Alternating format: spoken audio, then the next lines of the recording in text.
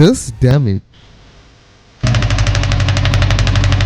was the result of years of abuse, and this WRX was left with some serious damage. And of course, I bought the car. Little did I know, the problems were hiding everywhere, and I had no idea if this was even fixable. What are we looking at? So this is the piston and the conrod, and this is the big end cap.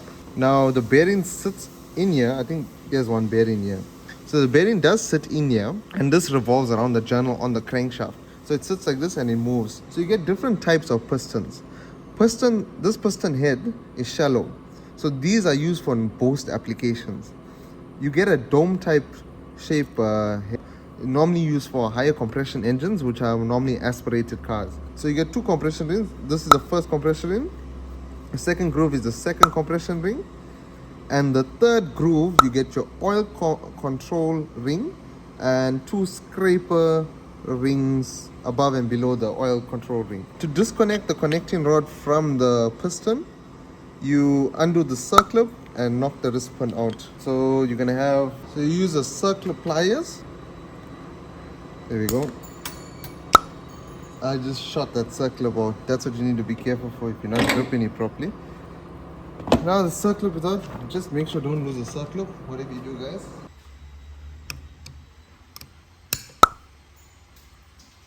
There we go. Now let's go look for that pin. Now we can knock the wrist pin out. Now that we got the two circlips out, you can just gently tap. All you need is a few love taps. What is out? There's a vise right here. Don't want to grip it too tight.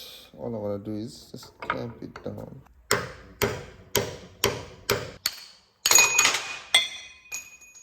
And that's how you get a wrist pin out. Please be more gentle with it. Now that the pin is out, you can take out the compression rings.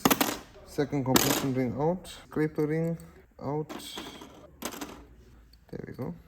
One clean piston out. Now I have to redo for the next new rod. Let me show you the damage of the old one. So the idea is to swap this new one for the old one. Let me show you what was the difference, what is the damage. So this is from cylinder 2, the conrod from cylinder 2. And if you can see, check how clean the inside here is. So this is the damaged conrod versus a new-ish conrod. Still got some wear, but still, this was running. There was no bearing at all, and this had a bearing. This means that the conrod was spinning on the journal of the crankshaft, which means that it was metal to metal contact. Therefore, that this conrod gap will not be concentric with the crankshaft, therefore being slightly elongated. Do the exact same thing for all other three. And that's 4 pistons and conrods disconnected. Now while Mr. Steve is busy washing the engine blocks, I'm going to get the pistons clean and conrods clean, so when we're ready for assembly, we know it's 100%, we just have to wipe it. All we need to do is wipe it one last time before we assemble it. All dirt, debris, gasket material, silicone, all that will be out. Clean. Absolutely clean. I love when I see made in Japan OEM stuff. You wipe this. I also like seeing part numbers. Made in Japan. That's nice. So remember I said that there was no bearing on that second conrod? I found it. It was flattened. Firstly, you can see how flat this thing is. Like absolutely lost oil pressure. There's full ridges on each of the journals. These bearings supposed to sit opposite each other to make like a complete circle. These two bearings are flattened together, and actually it was sandwiched like this. That's how it was. I couldn't even see it. So it was sitting like this, and you literally could not see it. And it was underneath. This is what was the issue. When assembling the engine, you need the piston to look clean like this.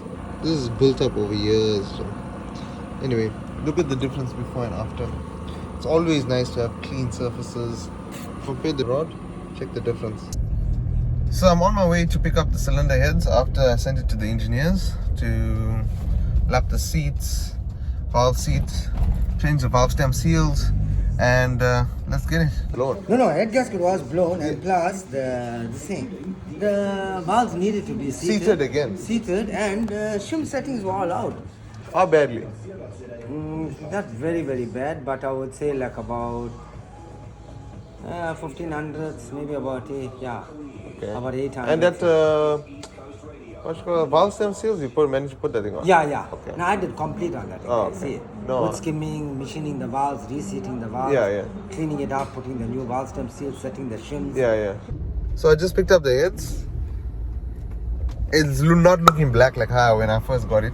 Things are coming together very fast. So we're back at parts hunting. So I'm trying to find piston rings for this car and I cannot find it. It's not matching up.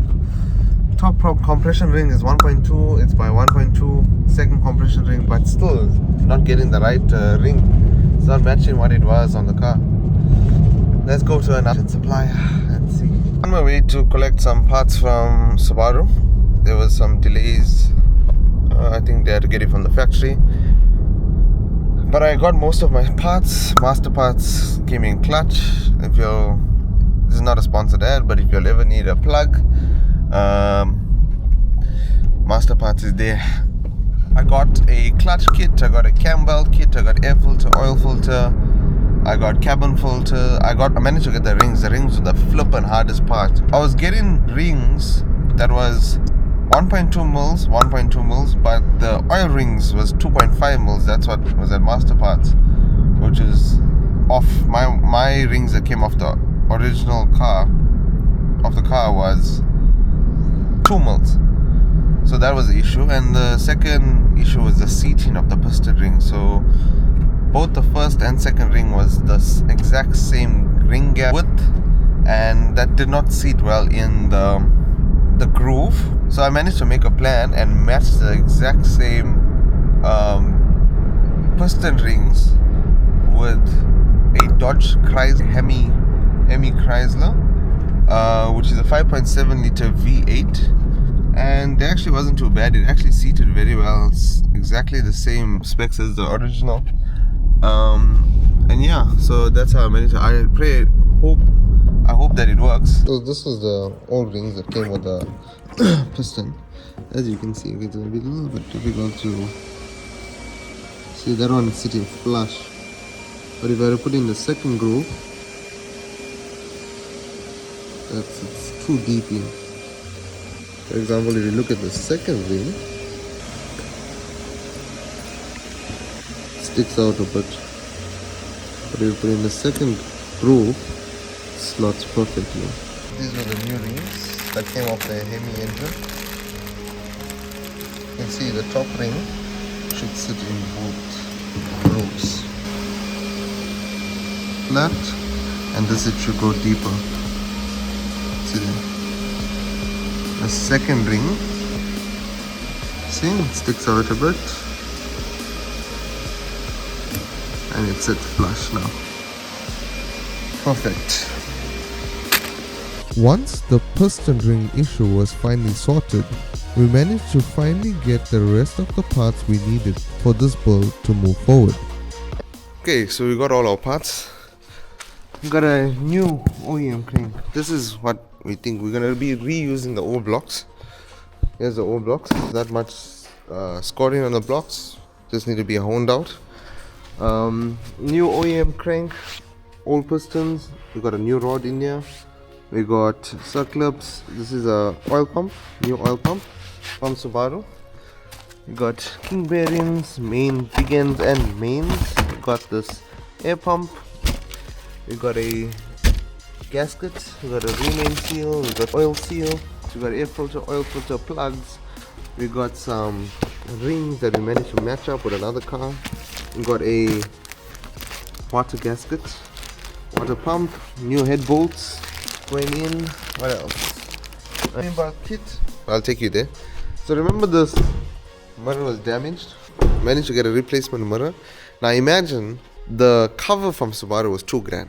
I managed to get an entire mirror with the housing, with the wiring, with the indicator for 2000 rands, which is an absolute steal. I'm out of breath. Just went and brought all the stuff that was in storage. Plenty. We also need to clean this turbo. We have to clean the AVCS solenoids. We need to clean the sump again. Whatever research I've been doing, they said you can never be too sure of anything. But then, the worst news of all. The turbocharger is completely cooked, which means another cost and another rebuild to do. Another issue that we just found out upon cleaning all the oil parts. Turn this way.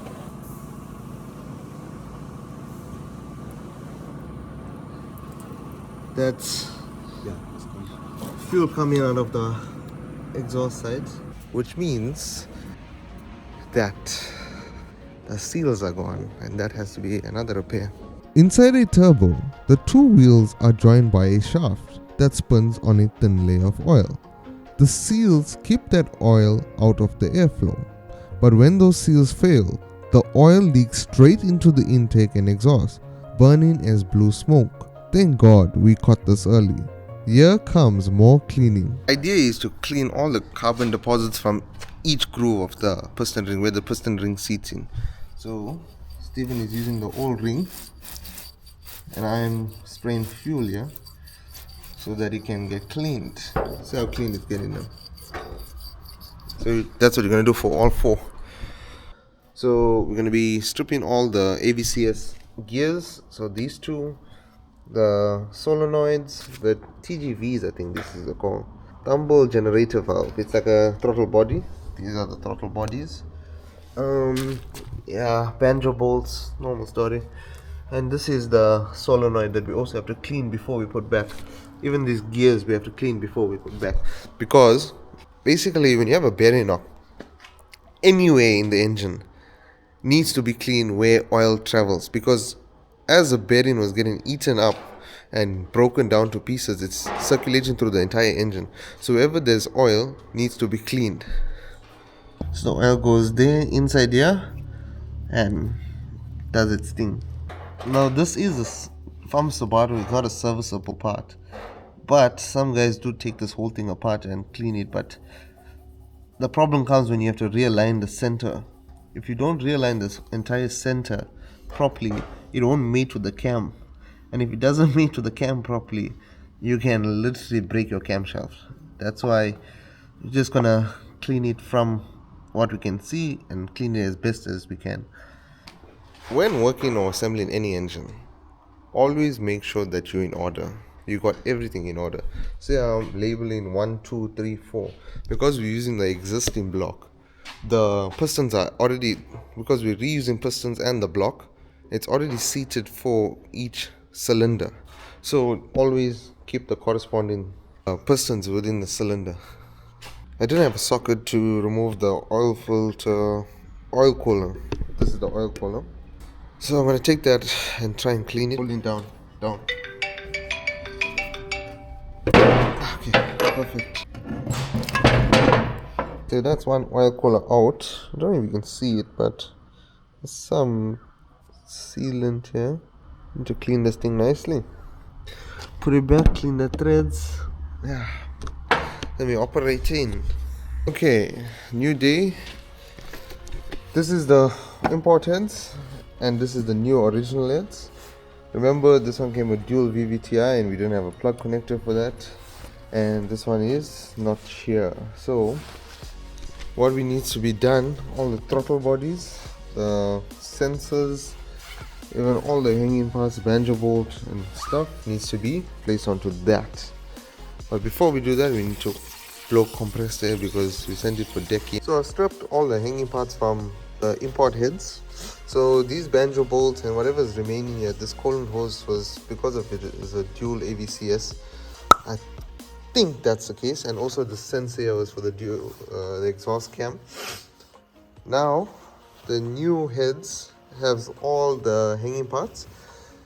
This gears need to be washed again, so I already cleaned it. I need to wash it multiple times because there was a lot of bearing stuff in there. And yeah, with everything now prepped and ready, the next step will be rebuilding the turbocharger and assembling this engine. If you enjoyed this video, make sure to leave a like and subscribe. This is BhanaHQ, and I'll see you in the next one.